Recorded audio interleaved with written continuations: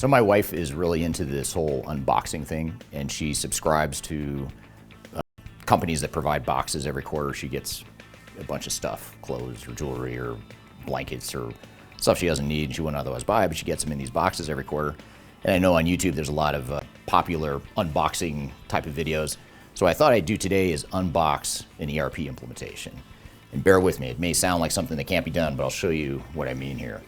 So in this box contains everything I need for an ERP implementation. Everything I need to know is in this box right here. So let's see what's in here.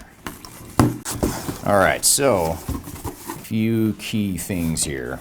First of all, you've got the ERP system itself, which is right here. It's an empty box because it's a cloud-based solution. So now we're going to have an ERP system that we can't really see, we can't install it. I don't have any servers here that I can install the software on. It's going to be hosted out in the cloud. The reason this is really important as it relates to an ERP implementation is we need to get used to that. The fact that we don't own the software here in our four walls. Most ERP systems now are cloud-based, and therefore, we need to think about how are we going to deal with that. And that's a big change for a lot of CIOs and IT types, especially that are used to controlling their software and their data and everything. Now it's an empty box. Someone else is hosting that stuff.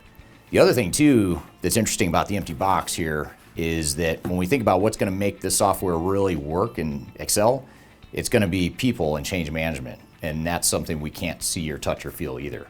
So arguably the two most important parts of the entire implementation, the software itself and the human component, the organizational change, are things that we can't see or touch or feel.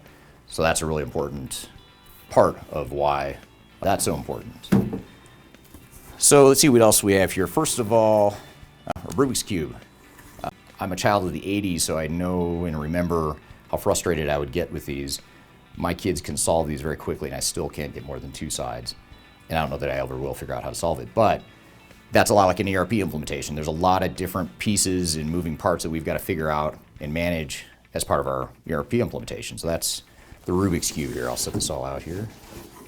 And then the game of Risk. That's my favorite game as a kid, not only because it was about global domination, but also because it was so strategic and there's so much to think about and do.